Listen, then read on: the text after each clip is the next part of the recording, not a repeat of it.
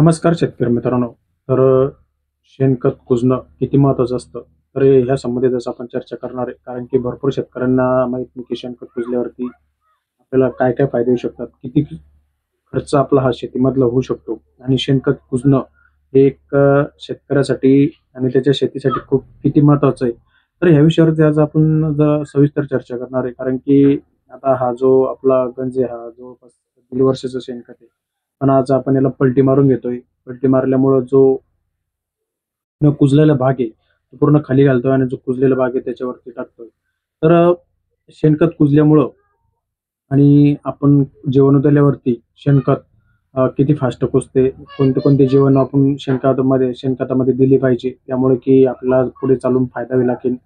आणि त्याचा जम शेणखतामध्ये सेंद्रिय कर्ब किती असतो, नत्र स्फुरदची मात्रा किती असते, शेणखतामध्ये जर आपण चांगलं कुजलं तर कोणते कोणते किडी आणि कोणकोणते रोग आपला कंट्रोल होऊ शकतात. तर ह्या सर्व गोष्टीवरती आपण आज चर्चा करणार आहे.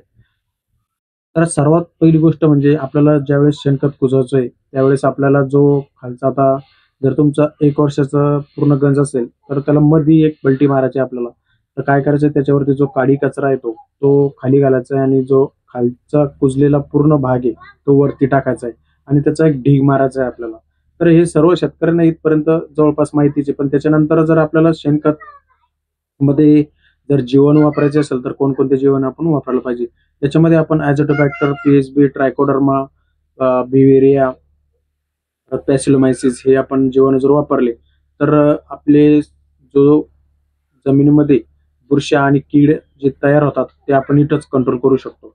जर शेणखतामध्ये जर आपण हे जीवाणू वापरले, तर जी आपल्या शेतामध्ये येणारे किडे, ते किडीचं नियंत्रण आपण इथेच करू शकतो.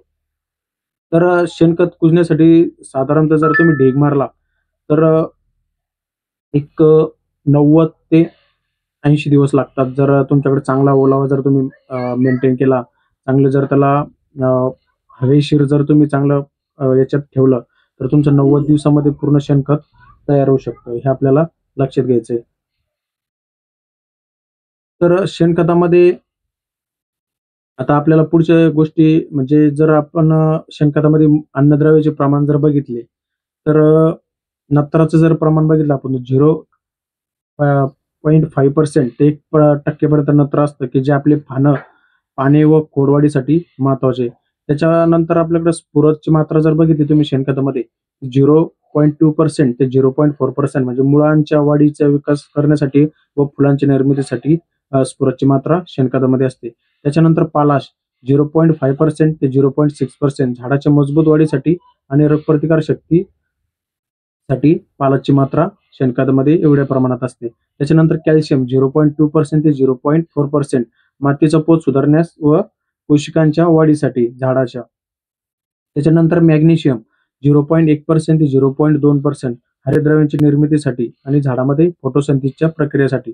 त्याच्यानंतर सल्फर 0.1% ते 0.2% प्रथिनांच्या निर्मितीसाठी महत्वाचे असते. त्याच्यानंतर मायक्रोन्यूट्रियनची जर आपण त्याच्यामध्ये उपलब्धता बघितली शेणखतामध्ये, तर फेरस जर बघितलं आपण, तर 100 ते 200 पीपीएम असतं. त्याच्यानंतर जास्त हे 50 ते 100 पीपीएम, तांबे 5 ते 10 पीपीएम, मॅग्नीज 30 ते 50 पीपीएम आणि बोरॉन 20 ते 30 पीपीएमची मात्रा असते.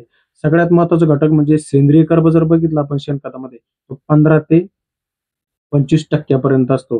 हे आपल्याला आधी लक्षात घ्यायचं. मित्रांनो, ही झाली खताची मात्रा, म्हणजे त्याच्यामध्ये जे अन्नद्रव्य उपलब्ध असतं त्याची मात्रा झाली. पण त्याच्यानंतर जो सगळ्यात मोठा जो खर्च होता आपला, कीड आणि रोग.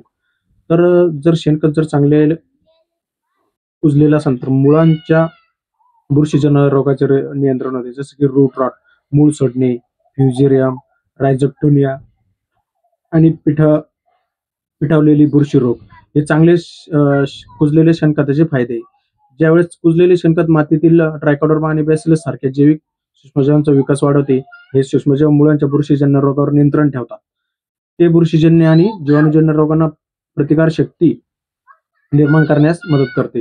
तर एवढे आपल्याला याच्यामधून फायदे होतात. जर कीड नियंत्रण जर बघितलं आपण, तर मुळांशी संबंधित कीड, उदाहरणार्थ नेमॅटोड, कोळी, सफेद माशी, तण आणि अळी आणि सगळ्यात मोठी उन्नी तर हुमणी अळी जर आपल्याला पण कंट्रोल करायचं असेल तर चांगलं कुजलेलं शेणखत असणं आपल्याकडं खूप जबरदस्त आहे. त्यासाठी आपण बिव्हेरिया, मेटारायझम ह्या बुरशा आताच कुजलेलं शेणखत जर वापरल्या तर आपल्याला खूप जबरदस्त आता फायदा होतो हे कीड नियंत्रणासाठी.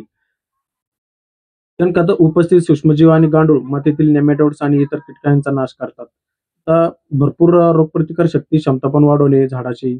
परत पिकांचे पोषण व्यवस्थापन मध्ये पण आपल्याला खूप फरक पडतो. जर शेणखत जर चांगलं कुजलेलं शेणखत असेल तर आपल्याला जो आदर खताचा खर्च आहे तो सुद्धा कमी होण्यास खूप फायदा होतो. त्यामुळे आपल्याला शेणखत हे कुजणं खूप महत्वाचं आहे. सगळ्यात महत्वाचं म्हणजे तण नियंत्रण.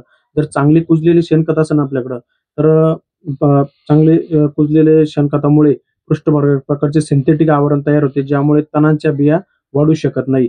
त्या तणांच्या बिया तिथंच खराब होऊन जातात. त्याच्यामुळे आपल्याला तण नियंत्रणास पण खूप जबरदस्त असा फायदा होतो. त्यामुळे आपलं शेणखत कुजणं चांगल्या प्रकारे हे खूप महत्वाचं आहे. हे आपल्याला समजून घ्यायचा आहे टॉपिक. त्याच्यामुळेच मी हा टॉपिक एक आवर्जून सर्व शेतकऱ्यांसाठी बनवला होता. अ, तर सर्व शेतकऱ्यांनी जर काळजीपूर्वक लक्ष दिलं तर याचा खूप साऱ्या गोष्टींसाठी फायदा होईल. तर मित्रांनो, चांगले कुजलेले शेणखत वापरल्याने कीड व रोग नियंत्रण आणि केवळ जैविक पद्धतीने होतो, ज्यामुळे रासायनिक कीटकनाशकांचा वापर कमी होतो आणि शेणखत वापरणे एक पर्यावरणपूरक आणि सेंद्रिय कृषी पद्धत आहे, जी मातीची गुणवत्ता आणि पिकांची प्रगती सुधारते. तर हे सगळ्यात कमी खर्चिक काम आहे. ज्यावेळेस आता तुम्ही बघताय की शेतीचा खर्च, खताचे भाव ह्या सर्व जर गोष्टीचा आपण विचार जर केला, जो आपल्याकडे स्रोत आहे, हा स्रोत सोडून आपण जर दुसऱ्या स्रोतच्या मागे पडलं, तर आपला खर्च हा मर्यादेपेक्षा बाहेरच जाणार आहे. त्यामुळे जर आपला खर्च जर आपल्याला मर्यादित ठेवणं असेल, तर आपल्याला चांगले कुजलेले शेणखत वापरणं खूप गरजेचं आहे. आज जर आपण बघतोय की चांगलं कुजलेलं जर शेणखत आपण वापरलं, चांगले तर आपला हा खर्च आहे, हा जवळपास 50% ते 40% पर्यंत कमी होतो.